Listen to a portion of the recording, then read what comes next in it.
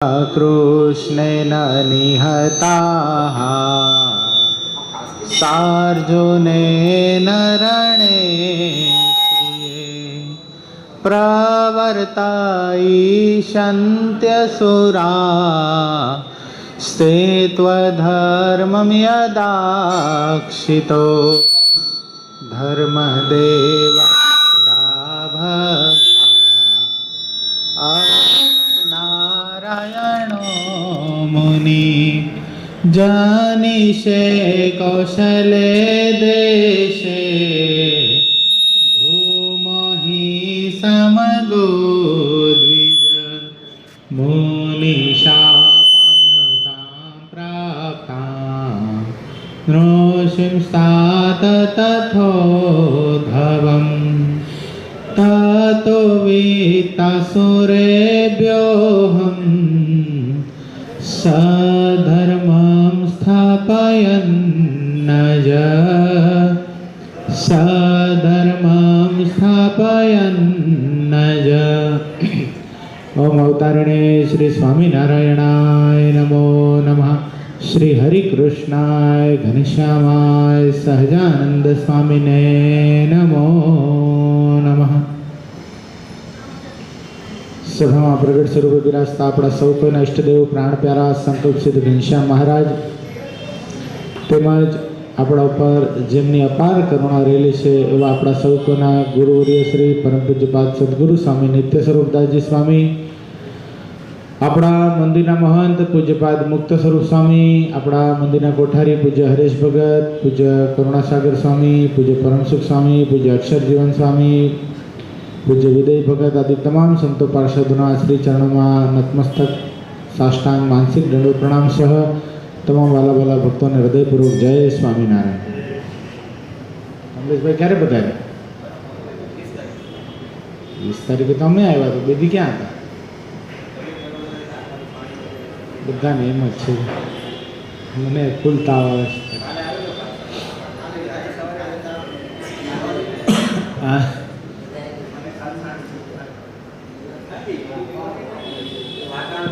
हल हल हल आ सेज फेरवा बाजू बहु विचित्र अवाज आवे छे, जराक फेरवी नाख स्पीकर ने। ओके बस बस बस वातावरण पूरु चेन्ज थई गयुं ने, त्यानुं वातावरण आखुं अलग हतुं, अहींया अलग छे। अहींया ठंडी नथी पण आम झेरी क्लाइमेट छे, आम बहु पोल्यूशन ने प्रदूषण। त्यां सरस हतुं, त्यां जो कांई न थयुं।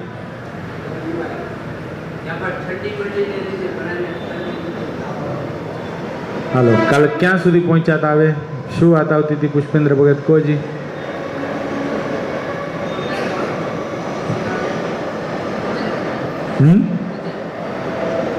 पूजन कर्યું, भोजन कराव्યું, पूजन कर्યું। ત્યારે શ્રી હરિએ તેમને કહ્યું, જો તમે સત્સંગની રીતને જાણો છો છતાં હું તમને હેતથી વાત કહું છું। અહીંથી બાકી જગતની એવી રીત છે કે મિત્ર હોય તે પોતાના મિત્રનું હિત વગર કહે કરે છે। શું કરે છે? મિત્રનું શું લક્ષણ છે? પોતાના મિત્રને જાણ ન હોય ને તોય પણ પોતાના મિત્રનું હિત કરે છે। મિત્ર 3 પ્રકારના હોય છે, તેમાં પણ પ્રત્યેકના 3 ભેદ હોય છે। તેમાં પ્રથમ જે 3 પ્રકાર કયા છે તે ઉત્તમ, મધ્યમ અને કનિષ્ઠ એવા છે। તેની રીત તમે સાંભળો। કયા પ્રકાર, કેટલા પ્રકારના મિત્ર છે? ક્રિશ, કેટલા પ્રકારના મિત્ર છે? क्या क्या? સરસ, ઉત્તમ, મધ્યમ અને કનિષ્ઠ। ઉત્તમ એટલે બેસ્ટ ફ્રેન્ડ, મધ્યમ એટલે મીડિયમ ફ્રેન્ડ અને કનિષ્ઠ એટલે શું કહેવાય Pushpendra કનિષ્ઠને? Good friend, good, better અને બેસ્ટ। સરસ, કમ્પેરેટિવ સુપરલેટિવ। उत्तम मित्र की प्रीति जो पत्थर मेरे खसमहि सो, मध्य मध्यम कीजो रे तमे रेखा, छुए न कहूँ तब पर ही देखा। कनिष्ठ मित्र जल रेख ज्यों, चित्र माही तरी जात, अपने जीव को देखना कौन है अपनी भात। उत्तम प्रकारना मित्रનું હેત છે એ પથ્થરમાં કરેલી રેખા જેવું છે. કેવું છે?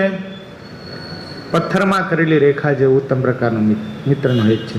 તો જલ્દી ટાળ્યું ટળતું નથી. મધ્યમ મિત્રનું હેત રેતીમાં કરેલી રેખા જેવું છે અને જ્યાં સુધી તેને કોઈ અડે નહીં ત્યાં સુધી તે રહે છે અને કોઈ અડે તો ભૂસાઈ જાય છે. કનિષ્ઠ મિત્રનું હેત તો પાણીમાં રેખા ખેંચે તેના જેવું છે,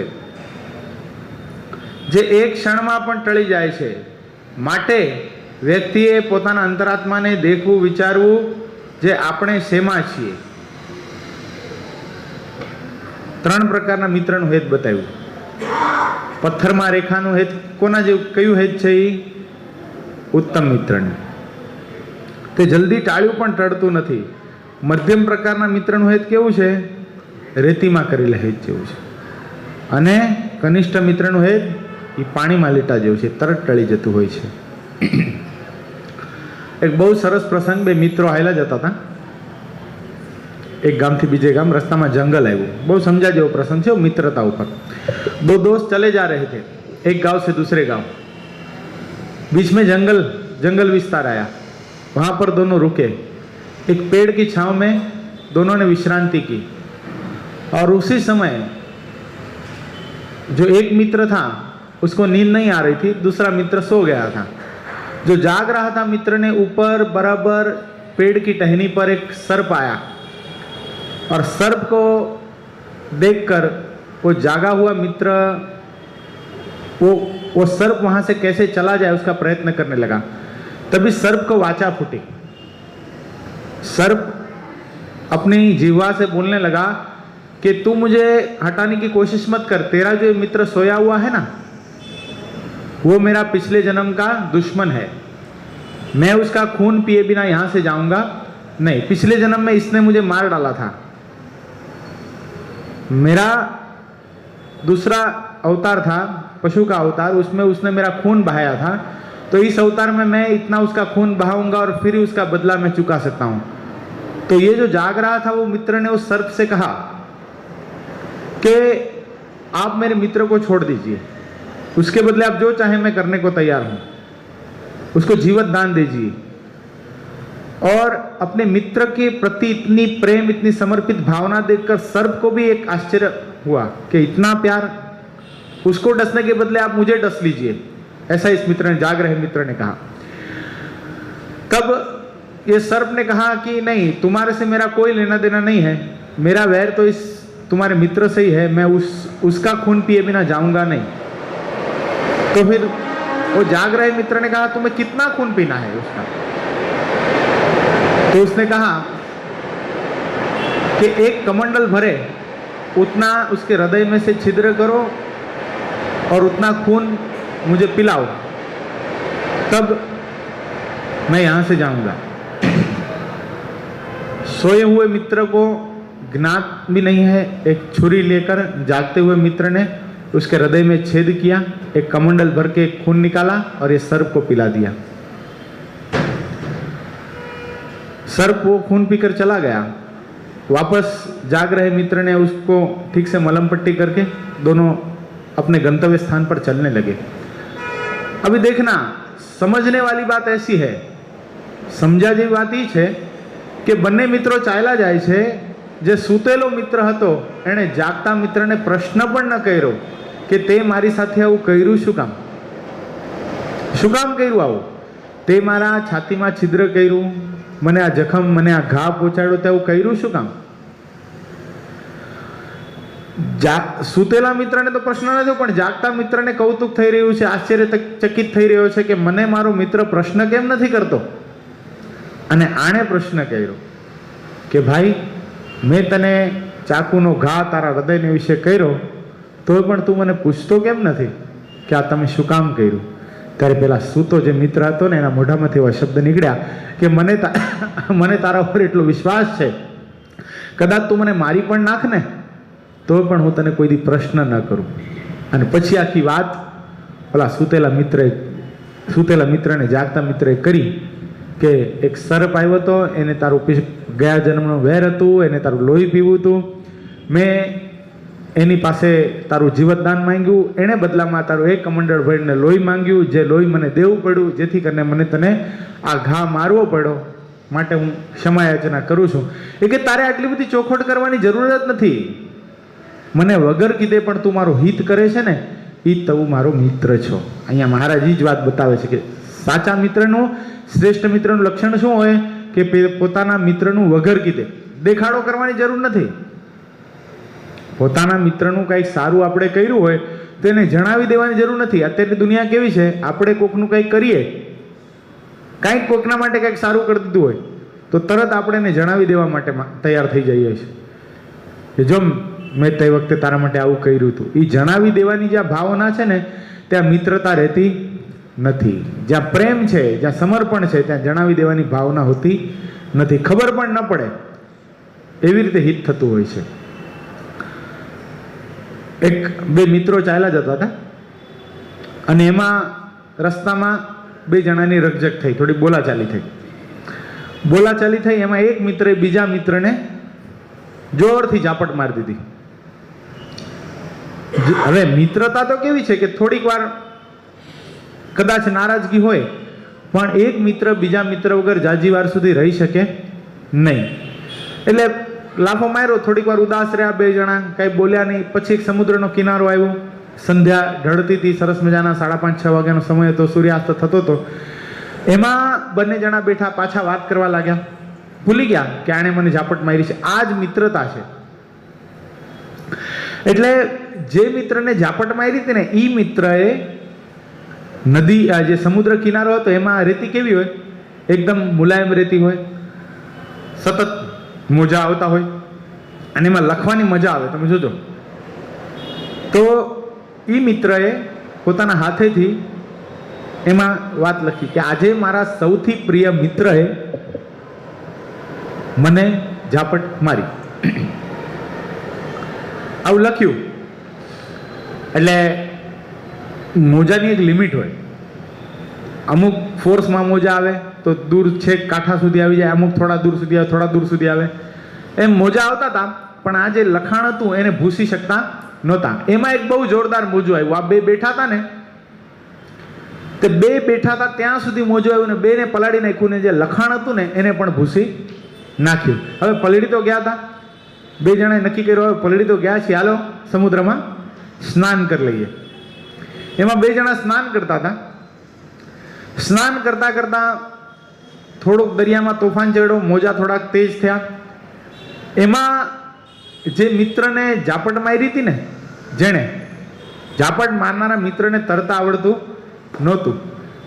એમાં એ જે ઝાપટ મારનારો મિત્ર હતો એ તણાનો, અને જેણે ઝાપટ ખાધી હતી ને એણે દોડી અને પોતાની જાન ઉપર ખેલી અને ઓલા મિત્રને બચાવી લીધો.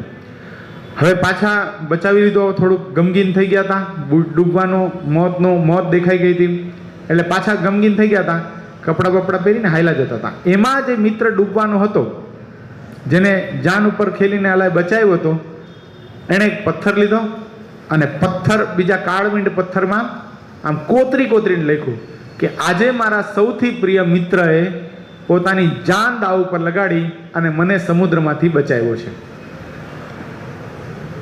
લખ્યું, ઓલાએ જોયું. પછી બે જણા સંવાદ કરતા હતા.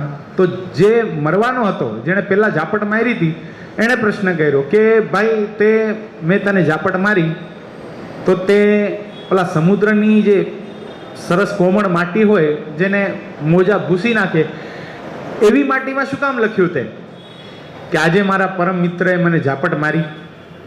તો કે એ વાત એવી હતી, ઝાપટ તે મારી હતી પણ મને એને જાજી વાર સુધી યાદ રાખવી નહોતી. મને ખબર હતી કે આ સમુદ્રની લહેરો થોડોક સમય થશે એટલે આ વાતને ભૂસી નાખશે, બસ એટલો જ સમય મને એને યાદ રાખવી હતી. એટલે બસ એ મારા માનચિત્રમાંથી ભૂસાઈ ગઈ છે. હવે તે મને ઝાપટ મારી છે અને મને કોઈ દર્દ નથી. પછી આ મિત્ર ઓલા મિત્રને પૂછ્યું કે તે તારા જીવનની અંદર આ કાળમીંડ પથ્થરમાં કોતરી નાખ્યું. જ્યારે જ્યારે આપણે રસ્તા ઉપરથી પસાર થશો, આપણો રોજનો રસ્તો છે, આ રસ્તા ઉપરથી આપણે પસાર થશો, રોજ તું વાંચીશ કે આજે મારા પરમ મિત્રએ મને પોતાની જાન દાવ ઉપર લગાડીને સમુદ્રમાંથી ડૂબતો બચાવ્યો છે. આવું તે શું કામ કર્યું? એ કે તને જેમ આ વાત ભૂલી જ આવી છે ને કે મેં તને ઝાપટ મારી હતી, ઝઘડો થયો હતો ને ત્યારે, પણ મને આ વાત આખી જિંદગી યાદ રાખવી છે કે તે મને પોતાની જાન દાવ ઉપર લગાડીને બચાવ્યો છે. એટલે શ્રીજી મહારાજ અહીંયા આવું જ કંઈક કહેવા માંગે છે. આ કઈ દ્રષ્ટાંત ક્યાંય ગોતી નહોતો આવ્યો, પણ ઠાકોરજી સ્ફૂર્ણા કરે અને ઘટના યાદ આવી જાય. એટલે આ ઉત્તમ પ્રકારના મિત્રનું હેત છે. મિત્રતા જેવી કોઈ શ્રેષ્ઠ સ્થિતિ નથી, મિત્રતા જેવી કોઈ પ્રાપ્તિ નથી. જેના જીવનની અંદર શ્રેષ્ઠ મિત્ર, બે મિત્રો બેસી જાવ ને થોડીક વાર, અહીંયા આ કમ્પલસરી છે શું? 7:36 થાય એટલે ઊભા થઈને જવાનું હોય. આજે બેસી જાવ તો હાલો, 2 જણા ચલો, નથી જવાનું, હાલો બેસી જાવ, શાબાશ. ગમે એવી કથા ચાલુ હોય સરસ તો ઊભા થઈને હાલતા થાય. બોલો આજે નથી જવાનું, 8 વાગ્યા સુધી ઊભા થાય તો જોઈ લેજો. કથા વાર્તા વગર જીવનમાં સારા ગુણ આવે નહીં. આ પુષ્પેન્દ્ર તમારી જેવડો હતો ને, તમને બેને કહો, તમારી જેવડો હતો ને ત્યારથી કથામાં બેસે છે. આની સ્થિતિ જો. એટલે કથા વખતે આમ ઊભું થઈને હાલતા નહીં થવાનું હો. એટલે મહારાજ અહીંયા એ વાત બતાવે છે કે મિત્રનું હેત છે એ સૌથી શ્રેષ્ઠ કેટેગરીનું હેત છે. નિસ્વાર્થ ભાવે કોઈ હેત કરતું હોય ને જીવનની, તો એ મિત્ર જ છે. મિત્રતા એ ભગવાનનું સ્વરૂપ કહેવામાં આવ્યું શાસ્ત્રમાં. અર્જુન અને કૃષ્ણ, કૃષ્ણ અને સુદામા, અદ્ભુત મિત્રતા. દાદા ખાચર અને ઝીણાભાઈ, અદ્ભુત અદ્ભુત મિત્રતાઓની વ્યાખ્યાઓ છે. સુરા ખાચર ને દાદો ખાચર, ઘણા બધા મિત્રો બતાવ્યા છે. ઉત્તમ પ્રકારના મિત્રનું હેત પથ્થરમાં કરેલી રેખા જેવું છે, તે જલ્દી ટાળ્યું તળે નહીં. મધ્યમ મિત્રનું હેત રેતીમાં કરેલી રેખા જેવું છે, અને જ્યાં સુધી કોઈ અડે નહીં ત્યાં સુધી તે રહે. અને કનિષ્ઠ મિત્રનું હેત તો પાણીમાં કરેલી રેખા તેના જેવું છે, જે એક ક્ષણમાં ટળી જાય છે. માટે વ્યક્તિ પોતાના અંતરાત્મામાં દેખવું અને વિચારવું છે, આપણે શેમાં છીએ. જે રીતે રોષ, ગુસ્સો પણ ઉત્તમ, મધ્યમ અને કનિષ્ઠ એ 3 પ્રકારનો છે. ક્રોધ આવે ને એ પણ 3 પ્રકારનો છે, ઉત્તમ, મધ્યમ અને કનિષ્ઠ. ઘણાનો એવો સ્વભાવ હોય, વર્ષો વીતી જાય પણ પાડાની આંટી જેવું. મહારાજે કીધું ને પાડાખાર જેવું. કેટલા વચનમાં કીધું છે? કયો દિનેશ ભગત? કારણીના 9મા વચનમાં. એની પાડાની આંટીની પેઠે રીસ રાખે, રોષ રાખે, ભૂલે જ નહીં. એમ પાડો એક કદાચ કોકના ઉપર વેર ખાઈ ગયો હોય ને, એ ભૂલે નહીં. એમ ગુસ્સો છે, ક્રોધ છે, એ પણ 3 પ્રકારનો છે. તેના જેમ મનુષ્ય પણ 3 પ્રકારના હોય છે, તેનો વિચાર કરવો જોઈએ. જે ઉત્તમ પ્રકારના મનુષ્ય હોય છે તેનો રોષ, ગુસ્સો પાણીમાં લીટા જેવો હોય છે. ક્રોધ આવે થોડીક વાર, ક્રોધ તો બધાને આવે. જો મોટા સત્પુરુષથી માંડીને સામાન્ય જીવાત્મા સુધી બધાને ક્રોધ આવે, બધાને ક્રોધ આવે. પણ ક્રોધ અને રીસ એ બેમાં ફરક છે. ક્રોધ થાય, ઘડીક બોલાઈ જાય, પછી એને ભૂલી જાય, એ શું છે? પાણીના લીટા જેવો ક્રોધ છે. ક્રોધ થાય પછી 8-10 દિવસ સુધી મોઢું બગાડીને આટા મારતા રહીએ, રેતીમાં લીટા જેવું છે. અને ક્રોધ થાય આખી જિંદગી વેર થઈ જાય, એ કેવું છે? પથ્થરમાં લીટા જેવું ક્રોધ છે. જો એ જ વાત બતાવે છે. જે તુરંત શમી જાય છે એવો ક્રોધ છે એ પાણીના લીટા જેવો ક્રોધ છે. મધ્યમ રોષ છે રેતીમાં કરેલા લીટા જેવો છે, જેનો થોડો સ્પર્શ કરવામાં આવે તો તુરંત શમી જાય. અને કનિષ્ઠ પ્રકારનો રોષ છે તે પથ્થરમાં કરેલી રેખા જેવો છે, તે પ્રાણ જાય, મરી જાય તો પણ એ રોષ જતો નથી. જન્મ લેવડાવે ક્રોધ, સામાન્ય વસ્તુ નથી કાંઈ. ક્રોધ પણ એક વાસના જ છે. વેરાણું બંધ કહીએ છીએ ને આપણે, વેર લેવા માટે આવ્યો છે, આ વેરાણું બંધ છે. માટે મનુષ્ય તે રોષને પણ તપાસ કરીને ઓળખવો જોઈએ. ઇતિ શ્રી સહજાનંદ સ્વામી શિષ્ય સિદ્ધાનંદ મુનિ વિરચિતે હરિચરિત્રામૃત સાગરના તૃતીય પુરમાં હાથીભાઈ રાજાએ શ્રી હરિની પૂજા વગેરે કરીને તે કહ્યું, તે નામે 48મો તરંગ સમાપ્ત થયો. હઠીભાઈના પ્રશ્નના ઉત્તરરૂપ શ્રી હરિએ પોતાનો અવતારના પ્રયોજન તથા મહિમા કહ્યો. તરંગ 49મો. શ્રેષ્ઠ બુદ્ધિમાન અને પરમ સુખ રાજા હઠીભાઈએ બે હાથ જોડીને 3 દિવસ સુધી પ્રશ્ન પૂછ્યા. વિચાર કરો, 3 દિવસ સુધી શ્રીજી મહારાજને પ્રશ્ન પૂછ્યા હઠીસિંહે. આ ગોંડલના રાજા, ગોંડલના રાજવી, બહુ મહાન રાજા છે હો બધા. ગોંડલના રાજ પરિવારને શ્રીજી મહારાજની સાથે સીધો સંબંધ હતો. જેટલા રાજા થયા ને ગોંડલમાં, બધા શ્રીજી મહારાજના આશ્રિત થયા છે, બધા જ. એ હઠીસિંહ હોય તોય ભલે, સંગ્રામસિંહજી હોય તોય ભલે, એ ભગવતસિંહ રાજા તો હોય તોય ભલે, બધાએ ઉત્તરથી ઉત્તરાઉત્તર પેઢીની અંદર શ્રેષ્ઠ ભગવાનના ભક્તો થયા છે. એમાં ઘટના ઘટી. આ હઠીસિંહ વખતે એક બહુ સરસ મજાનો પ્રસંગ બનેલો છે. ગોંડલના શ્રેષ્ઠ ભક્ત શેખ મિયા, ખબર ને બધાને, બહુ સારા મુસ્લિમ ભક્ત. હવે ઘટના એવી ઘટી કે એ શેખ મિયા શ્રીજી મહારાજ પાસે ગઢપુરમાં રહે અને મહારાજ બધું એને પૂછીને કરે. અને શેખ મિયાની સાથે મહારાજને અતિશય હેત હતો. પણ અમુક દ્વેષીલા લોકોને આ ગમે નહીં. બધાના મનમાં એમ થાય કે આ મહારાજ આ મુસલમાનને શું પૂછીને કરતા હશે. અને કઠણમાં કઠણ શું છે ખબર છે? કઠણમાં કઠણ જીવનમાં બીજાના વખાણ, બીજાની ચડતી, બીજાની પ્રગતિ એ જોવી અને એમાં રાજી થવું ને, એ કઠણમાં કઠણ જીવ માટે છે. હું પુષ્પેન્દ્રના વખાણ કરું એ દિનેશ ભગતથી જોયું જાય નહીં. એક વાત છે, બે પોતાના છે એટલે દ્રષ્ટાંત અપાય ને, કહું ઉપાધિના પાર નહીં. આ જોવાય નહીં કે આ કાલ સવારનો આવેલો, હજી તો નાનો વર્ષો થઈ ગયા મને સત્સંગમાં, અને આના વખાણ કરે, મારા માટે કદી બે શબ્દ નથી બોલતા. આવું જીવનમાં થાય. એટલે શેખ મિયાની સાથે પણ કંઈ આવી જ ઘટના. મહારાજ એને પૂછીને કામ કરે, એના વખાણ કરે. આ વસ્તુ કોઈનાથી જોવાય નહીં. પણ શેખ મિયાની સ્થિતિ કેટલી ઊંચી છે એ શ્રીજી મહારાજને બધા દરબારોને બતાવી હતી. મહારાજે શું કર્યું? શેખ મિયા મહારાજના પગ દાબતા હતા ને એક વખત મહારાજ શેખ મિયાને કે શેખ મિયા तुम મને મારો. अरे जहांपना आपको कैसे मार सकता हूँ? नहीं नहीं शेख मियाँ मैंने मारो. या परवरदिगार आप तो खुदा ताला हो, आपको कैसे मैं मार सकता हूँ? नहीं नहीं शेख मियाँ मैंने मारो.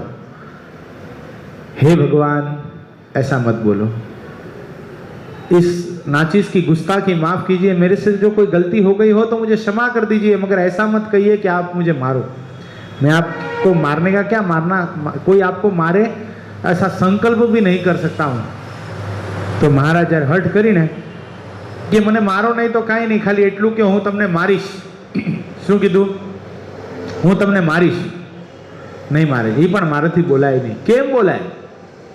એ કે નહીં શેખ મિયા, તમને અમારું કયું કરવું છે કે પોતાનું મન દાયરું કરવું છે? અરે महाराज ये देह, ये शरीर, ये जीवात्मा, ये रूह, सब कुछ आपको समर्पित है कृपानाथ. आप जो बोलो वो, लेकिन ऐसा मत कहिए कि मैं आपको मारूंगा. ऐसा नहीं बोल सकता मैं. ऐसा बोलने के पहले जबान कटकर गिर क्यों ना जाए? तो भगवान हठ पकड़ी महाराज के नहीं તમે બોલો હું તમને મારીશ. ત્યારે શેખ મિયા ભગવાનને રાજી કરવા માટે બોલ્યા છે કે હે મહારાજ હું તમને મારીશ. અને આટલા શબ્દ જ્યાં શેખ મિયાના મોઢામાંથી નીકળ્યા ને, મહારાજે પોતાનો રંગ બદલ્યો. મહારાજ કે છે કોઈ હાજર દરબારો? આ એક મુસલમાન અમને એમ કહે છે કે હું તમને મારીશ અને તમે બધા આમ હાથ ઉપર હાથ પકડીને બેઠા છો, કાઢી મૂકવાને. અને જોઈતું તું એટલું જ કાઢી મૂક્યા દરબારગઢની બહાર. અને દરબારગઢની બહાર કાઢી મૂક્યા. ઘેલાના કિનારા ઉપર શેખ મિયા રડતે નેત્રે ભગવાનને આજીજી કરે છે, હે મહારાજ હું કેટલો બધો પાપી, કેટલો બધો પતિત, કેટલો બધો દુરાચારી, હું તમને મારવાનો સંકલ્પ કરું છું. હે મહારાજ મને માફ કરો, મને માફ કરો, મુझे બક્ષ દો, યા ખુદા મુझे બક્ષ દો. અને આમ જ્યાં કરે છે ને ત્યાં લાડુબા જીવબાના મનમાં સંકલ્પ થયો, બિચારા શેખ મિયા સવારથી બહાર નીકળી ગયા છે, બપોરનો 1 વાગે છે, ભૂખ લાગી હશે. અને શેખ મિયા માટે શ્રીજી મહારાજનો થાળ મોકલ્યો લાડુબા જીવભાઈ. અને જ્યાં શેખ મિયા જમવાનું પ્રારંભ કરે ત્યાં મહારાજ અહીંયા દરબારગઢની અંદર બેઠા બેઠા કે એક વ્યક્તિ જે અમને મારવાનો સંકલ્પ કરે છે, પોતાની પાપી જીભથી અમને મારીશું એવું બોલે છે, એને તમે જમાડો છો, તમને શરમ નથી આવતી? એની પાસેથી બધું લઈ લો અને એને કાઢી મૂકો ગરડાથી બહાર. અને ગરડાથી બહાર કાઢી મૂક્યા. શેખ મિયા પોતાના મૂળ વતનમાં આવ્યા, ગોંડલ. રડતે રડતે હઠીસીને મળ્યા છે અને હઠીસીને આખી વૃત્તાંતની વાત કરી છે. ઉદર નિર્વાહ કરવા માટે કાંઈ નથી. હઠીસીએ પોતાની પાસે કામ ઉપર રાખ્યા છે. આ સમાચાર શ્રીજી મહારાજને ગઢપુરમાં મળ્યા છે કે ગોંડલની અંદર હઠીસી મહારાજાએ શેખ મિયાને નોકરી ઉપર રાખ્યા છે. મહારાજે પત્ર લખ્યો. હઠીસીને માલુમ થાય, જો તમને અમારા આશ્રિત રહેવું હોય, જો વિમુખ ન થવું હોય, તો અત્યારે ને અત્યારે આ શેખ મિયાને તમારી નોકરીમાંથી કાઢી મૂકો. હઠીસી શું કરે? કેટલો મોટો ધર્મ સંકટ! હઠીસીએ કાઢી મૂક્યા. સમય પછી સમય વ્યતીત થયો. કંઈક કામ પ્રસંગે શેખ મિયા ગોંડલથી રાજકોટ ગયા હોય ને દાદા ખાચર બરાબર રાજકોટ આવ્યા હોય. દાદા ખાચરને જોઈને દોટ મૂકીને રડવા જ લાગ્યા. દાદા ખાચરને દંડવત કરીને રડતે નેત્રે શેખ મિયાએ કીધું છે, દાદા મને બીજું કાંઈ નથી જોઈતું, એક વખત મહારાજના મને દર્શન કરાવી દો. इस पापी को एक बार श्री जी महाराज के दीदार हो जाए, बस यही मेरी इस दिल की आकांक्षा है, एक बार मुझे दीदार करा दीजिए. દાદા ખાચરે કીધું છે, કાંઈ વાંધો નહીં, ચિંતા નહીં કરો, હાલો હું લઈ જાઉં તમને ગરડા. હું બધું જ જાણું છું, તમે નિર્દોષ છો. અને શ્રીજી મહારાજ પણ કાંઈ એવા નિષ્ઠોર નથી. આની પાછળ પણ કાંઈક બહુ મોટું રહસ્ય હશે. અને દાદા ખાચર શેખ મિયાને લઈ અને જ્યાં ગઢપુર આવે છે, માંડવધાર સુધી તો બંને જણા ચાલતા ચાલતા આવ્યા.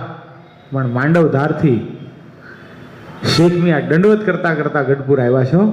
દંડવત કરતા કરતા અને જ્યાં ઘેલા નદી પાસે પહોંચ્યા છે, મોઢામાં તરણું લીધું છે, ખાસડું લઈને મહારાજને રડતે નેત્રે પ્રાર્થના કરી છે, આ પાપી, પતિત, પાખંડી, દુરાચારી આવો હું શેખ મિયા, એક તો યવન જ્ઞાતિમાં જન્મેલો, મારાથી ભૂલ થઈ ગઈ, યા પરવરદિગાર મને માફ કરો, યા પરવરદિગાર મને માફ કરો. મારાથી આ કેમ બોલાઈ ગયું કે હું તમને મારીશ?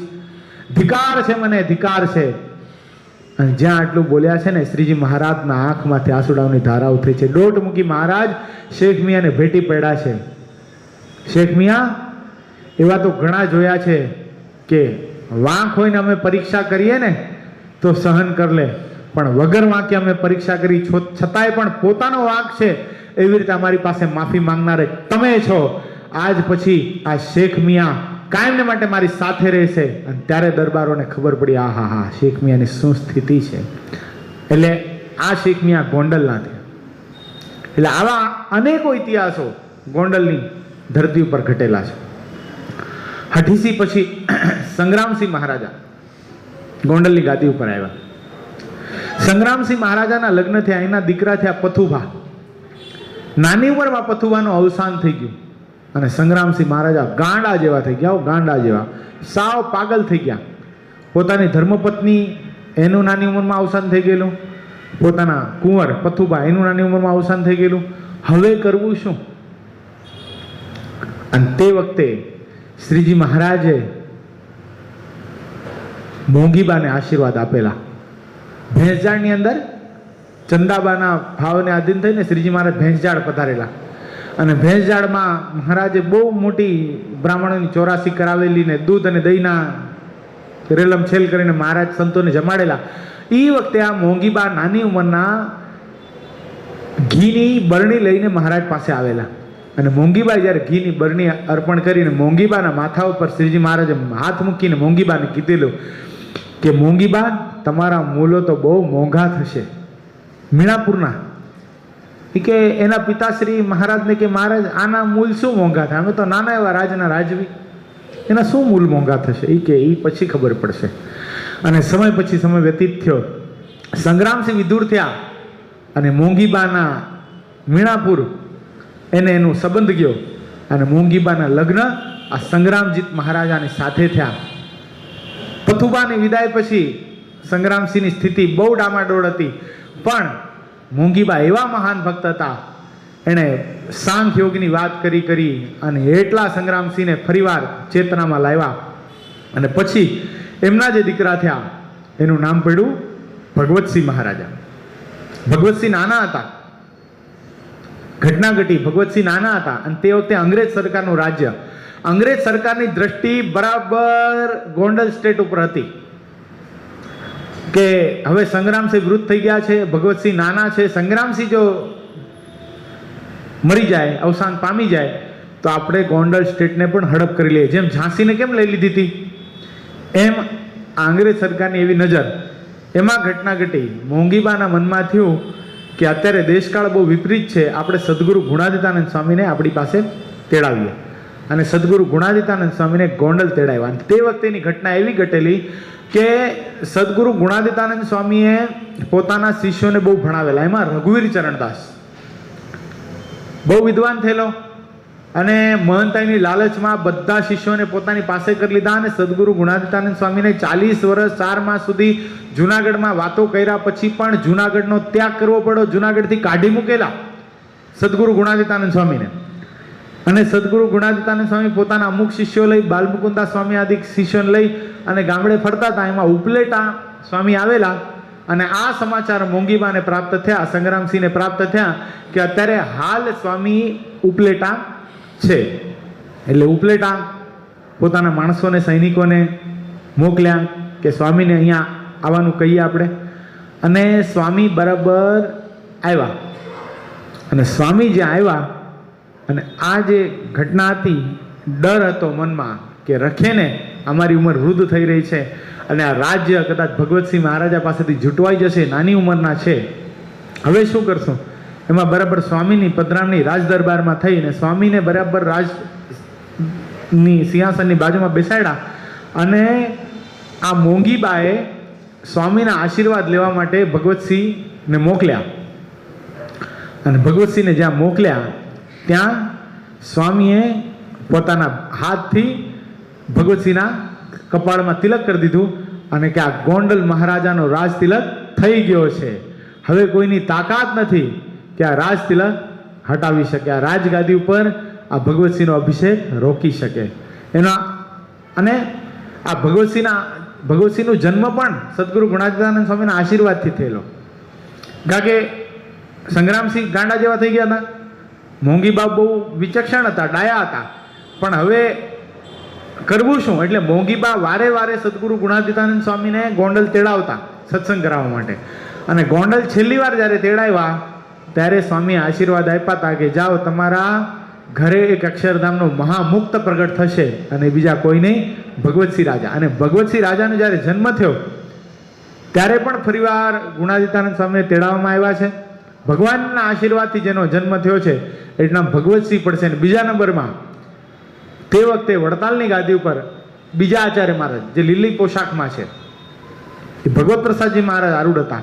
એટલે એના નામ ઉપરથી આ ભગવતસિંહ મહારાજાનું નામ પડ્યું, રાજકુમારનું નામ પડ્યું ભગવતસિંહ રાજા. એટલા બધા બુદ્ધિશાળી થયા, ઓક્સફોર્ડ યુનિવર્સિટીની અંદર ભણવા ગયા. ક્યાં? ઓક્સફોર્ડ, લંડનની ઓક્સફોર્ડ યુનિવર્સિટીની અંદર પોતે અભ્યાસ કર્યો. એટલું જ નહીં, ગુજરાતી લોક સાહિત્યનું શ્રેષ્ઠમાં શ્રેષ્ઠ સાહિત્ય ભગવત ગોમંડળ, જેની અંદર જેને ડિક્શનરી કહીએ ને આપણે, जिसको डिक्शनरी बोलते हैं, એવી ડિક્શનરી ગુજરાતીના શબ્દકોશના તમામ શબ્દો ભગવત ગોમંડળની અંદર છે. એવા ભગવતસિંહ રાજાએ પોતે સર્જન કર્યું છે. આટલા મહાન રાજવી પોતે થયા, બુદ્ધિશાળી, પ્રજાપાલક રાજા. એટલે આવા રાજા, એટલે આ પ્રથમથી જ ગોંડલની રાજગાદી એ ભગવાન સ્વામિનારાયણને ખૂબ વફાદાર હતી. એમાં ઘટના ઘટી કે જેઠા મહારાજે બહુ પવિત્ર ભૂદેવ, પણ બિચારા અભણ, રસોઈ બનાવવા જાય બધે, શરીર વૃદ્ધ થઈ ગયું, હવે કરવું શું? સદગુરુ ગુણાતીતાનંદ સ્વામીના શિષ્ય સ્વામીને પ્રાર્થના કરી, સ્વામી શરીર ચાલ્યું ત્યાં સુધી તો બધાના ઘરે રસોઈ કરીને દેહ નિર્વાહ કર્યો, હવે કરવું શું? હું કાંઈ વિદ્વાન નથી, ભણેલો નથી. એ કે બસ એટલી જ વાત છે ને. સ્વામી કે ચિંતાનો ત્યાગ કરો. જેઠા મહારાજ, આજ સુધી તમને જેઠીઓ લોકો કહેતા હતા, આજથી તમે જેઠા અદા કહેવાશો. આશીર્વાદ આપ્યા ને જેઠા મહારાજ આ ગોંડલની પરંપરા રાજઘરાણાના રાજપુરોહિત થયા છે આશીર્વાદથી.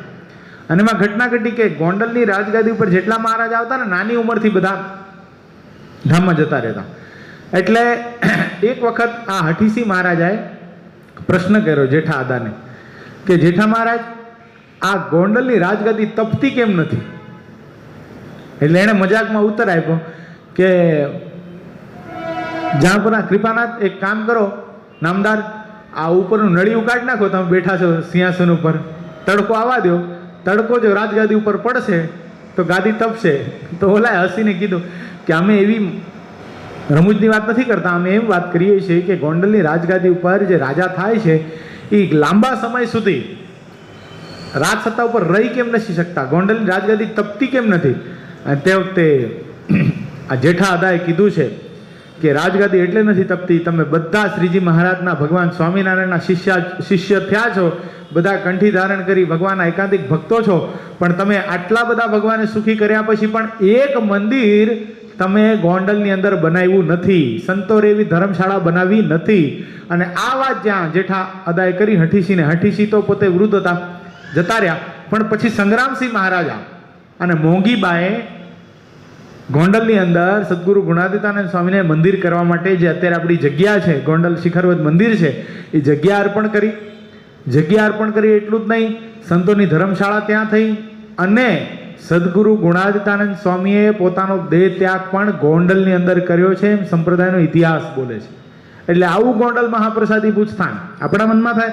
આટલી બધી શ્રેષ્ઠ વાતો, મિત્રતાની કેવી સરસ સરસ વાતો શ્રીજી મહારાજે, અને કેટલા બધા વેદ ઉપનિષદની વાતો, રહસ્યની વાતો શ્રીજી મહારાજે સીધા અર્થમાં અને સાચા સૌમ્ય અર્થમાં હઠીસીની સાથે કરી. તો આપણને કલ્પના થવી જોઈએ કે ગોંડલની રાજગાદી કેટલી બધી મહાન હશે, જેથી કરીને રાજા સીધો સીધો સંવાદ ભગવાનની સાથે કરી શકતા હોય. થોડુંક વાંચીએ, 2 મિનિટ, સમય પૂરો થવા આવ્યો. શ્રીહરિના જન્મ ચરિત્રને અમૃત રસના જેવા સમજીને રાજાએ તન મનથી એક તાન થઈને વિવિધ પ્રકારે પૂછ્યા. આખા જન્મથી લઈને અત્યાર સુધીના ચરિત્ર હઠીસી મહારાજાએ ભગવાનને પૂછ્યા, જય કૃપાનાથ, આપના ચરિત્ર મને કહો. માતા પિતા કુળ સ્થાન કે જે દેશમાં જન્મ થયો હોય, જે દિશામાં વિચરણ કર્યું હોય, બધું આદર ભાવથી પૂછ્યું. પોતાનો સંપ્રદાય, તેમાં ગુરુ, તેની પરંપરા અને મૂળ, તેમાં સત્સંગરૂપ મહાન વૃક્ષ, તેના ઉદયનો સમય વગેરે પૂછ્યું. આ ભૂમિ ઉપર ભગવાને જે અવતારો ધર્યા છે તે કાંઈ ને કાંઈ નિમિત્તે જ થયા છે. તેમાં આપને પ્રગટ થવાનું જે નિમિત્ત હોય તે અમને યથાર્થ રીતે કહો. ભગવાનના અવતાર પૃથ્વી ઉપર થયા છે એનું કોક ને કોક નિમિત્ત હોય, નિમિત્ત વગર પરમાત્માના અવતાર થતા નથી. કોક ને કોક નિમિત્ત હોય. દાખલા તરીકે નૃસિંહ અવતાર થયો તો શું નિમિત્ત હતું? પ્રહલાદજીની રક્ષા કરવા માટે. રામ અવતાર થયો તો શું નિમિત્ત હતું? રાવણનો સંહાર કરવા માટે. કૃષ્ણ અવતાર થયો તો શું નિમિત્ત હતું? સત્ધર્મની સ્થાપના કરવા માટે, કંસનો સંહાર કરવા માટે. એટલે કાંઈક ને કાંઈક નિમિત્ત હોય.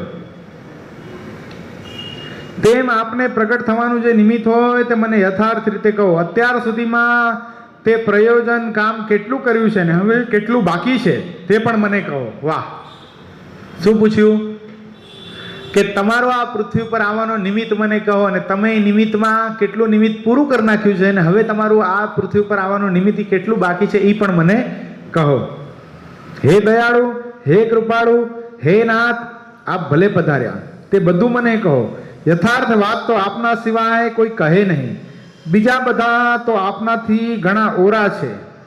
સૌનું કારણ આપ આ ભૂમિ ઉપર પધાર્યા છો. વિચાર કરો ને, સર્વોપરી ઉપાસના તો જો સૌના કારણ, આ સમજવું ને બહુ કઠણ છે.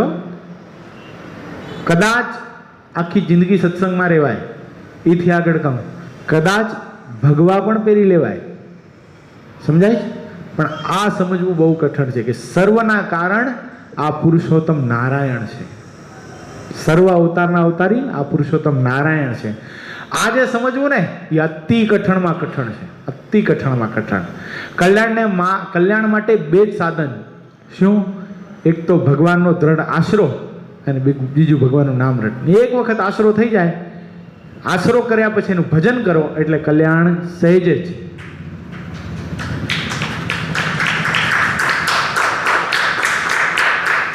હવે આપના પર કોઈ રહ્યું નથી, આપથી પર કોઈ નથી. આપ વેદો અને પુરાણોના મૂળ છો. કેટલી સરસ સ્તુતિ છે, વિચાર કરો. વેદો અને પુરાણો, વેદો અને પુરાણોમાં જે બ્રહ્મ કયા છે, જે પુરુષોત્તમ કયા છે, જે વિષ્ણુ સહસ્ત્ર નામમાં જે પુરુષોત્તમ નારાયણ કયા છે, એ આપ સ્વયં છો. આપના તુલ્ય બીજું કોઈ કહી શકાય નહીં. બ્રહ્મા, ભવ અને સુરરાજ ઇન્દ્ર પણ આપની આગળ કાંઈ ન કહેવાય. સમય પૂરો થઈ ગયો. એ શબ્દોની સાથે અત્યારે કથાને વિરામ. સહજાનંદ સ્વામી મહારાજ